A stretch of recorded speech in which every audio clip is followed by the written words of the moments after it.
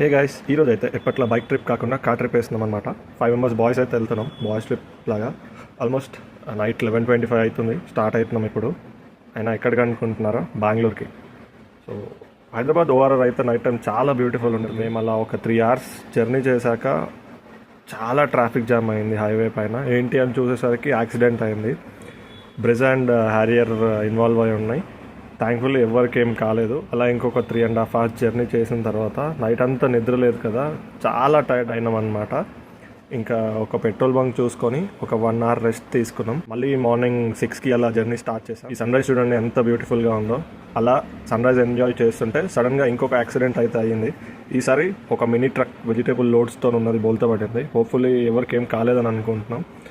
Hyderabad to Bengaluru highway అయితే చాలా పీస్ఫుల్గా ఉంటుంది, ఏం ట్రాఫిక్ లేకుండా. మేము ఇలా జర్నీ ఎంజాయ్ చేస్తూ ఫైనల్లీ బెంగళూరుకి అయితే రీచ్ అయ్యాం. ఆల్మోస్ట్ 10:30 అయింది. మనకి ఒక 11.5 hours పట్టింది బెంగళూరు రీచ్ అవ్వడానికి. ఇంతకీ మనం బెంగళూరుకి ఎందుకు వచ్చామో తెలియాలంటే సబ్స్క్రైబ్ చేసి పెట్టుకోండి, నెక్స్ట్ రీల్లో చెప్తా. Thanks for watching my reel.